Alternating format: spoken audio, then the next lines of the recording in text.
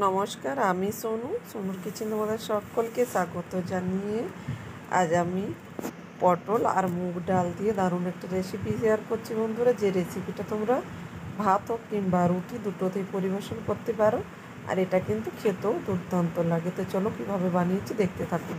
এখানে আমি পটল নিয়ে নিয়েছি। পটলটা আগে ধুয়ে পরিষ্কার করে তারপর আমি কেটে নিয়েছি। খোসা আমি একটু রেখে দিয়েছি পটলের গায়ে, এতে করে ভাজার সময় এগুলো কিন্তু সুন্দরভাবে ভাজাও হবে আর খেতেও দারুণ লাগবে। দুটো সাইডে অল্প ছুরি দিয়ে কেটে নিচ্ছি আমি দুটো মুখেই পটলের। সবগুলো রেখে দিয়েছি কেটে। এদিকে একটা কড়া গরম করতে বসিয়ে দিয়ে তার মধ্যে আমি এখানে 1 থেকে 1.5 মুঠো আমি এখানে মুগ ডাল নিয়ে নিয়েছি, সোনামুখী ডাল। ডালটা এখন শুকনো খোলায় নেড়ে চেড়ে ভেজে আর একটা বাটির মধ্যে উঠিয়ে নিচ্ছি। গরম অবস্থাতে আমি এখানে ডালটাকে একটু জলের মধ্যে ভিজিয়ে রেখে দেব। ডালটা ভিজিয়ে সাইডে রেখে দিয়ে ওই কড়াটার মধ্যে আবারও একটু তেল দিয়ে দিচ্ছি, সরষের তেল গরম হতে। আর এদিকে পটলগুলোর মধ্যে একটু লবণ মাখিয়ে নিচ্ছি।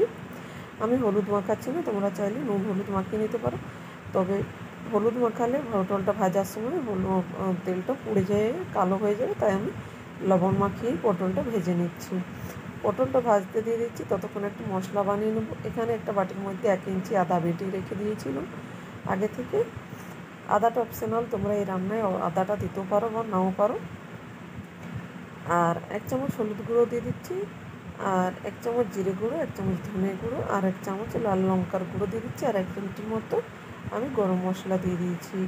সবগুলো জলের মধ্যে একটু ভিজিয়ে একটু মশলাটাকে নাড়াচাড়া করে মিশিয়ে রেখে দিচ্ছি একটা সাইডে।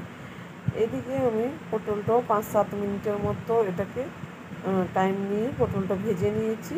পটলটা ভাজা হয়ে গেছে, এখন আমি পটলটাকে উঠিয়ে নিচ্ছি। পটলের যে তেলটা ছিল ওই তেলের মধ্যেই আমি 1 চামচ গোটা জিরে আর 2টো শুকনো লঙ্কা ফোড়ন দিয়ে দিয়েছি। তারপর 30 সেকেন্ডের মতো একটু নাড়াচাড়া করে নিয়ে যে মশলাটা ভিজিয়ে রেখেছিলাম সেটা দিয়ে দিচ্ছি, হাফ টমেটো দিয়ে দিচ্ছি। এখন এগুলো দিয়ে একটু নাড়াচাড়া করে নিয়ে তারপর আমি একটু এটাকে কষিয়ে নেব। মশলাটাকে 1 থেকে 1.5-2 মিনিটের মতো এটাকে কষিয়ে নিচ্ছি একদম লো ফ্লেমে।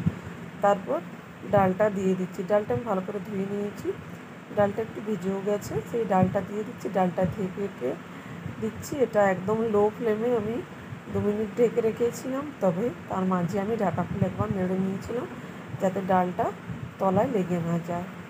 তারপর এখন হাফ কাপের থেকে একটু বেশি জল দিয়ে দিচ্ছি, নাড়াচাড়া করে আবারও মিশিয়ে নিয়ে এটাকে আমি আবারও 2-3 মিনিট ঢেকে দেবো ডালটাকে একটু সেদ্ধ হওয়ার জন্য। 2-3 মিনিট পরে দেখুন ঢাকা খুলে দেখছি যে ডালটা হালকা সেদ্ধ হয়ে গেছে। তবে খুব বেশি সেদ্ধ করার দরকার নেই, একটু সেদ্ধ হলেই হবে। তখন আমি পটলটা দিয়ে আবারও একটু নাড়াচাড়া করে পটল আর ডাল ভালো করে মিশিয়ে নিচ্ছি, যাতে পটলের মধ্যে নুন হলুদ খুব ভালোভাবে ঢোকে। আর স্বাদ মতো অল্প লবণ দিয়ে দিচ্ছি আমি। লবণটা দিয়ে মিশিয়ে নিচ্ছি। তারপর আমি এখন এর মধ্যে 1 কাপ জল দিয়ে দিচ্ছি। জলটা দিয়ে আবারও নাড়াচাড়া করে মিশিয়ে নিচ্ছি। আর এখানে আমি 1 বাটি দুধ দিয়ে দিচ্ছি। দুধটা ছোটো বাটির 1 বাটি, খুব বেশি নয় এটা। ওই কাপের মাপলে 1 কাপ হবে, ওই মাপে আমি দিয়ে দিয়েছি এখানে। দুধটা দিয়েও নাড়াচাড়া করে মিশিয়ে নিয়ে এটা আমি 2-3 মিনিট এটাকে রান্না করে নেব ঢেকে।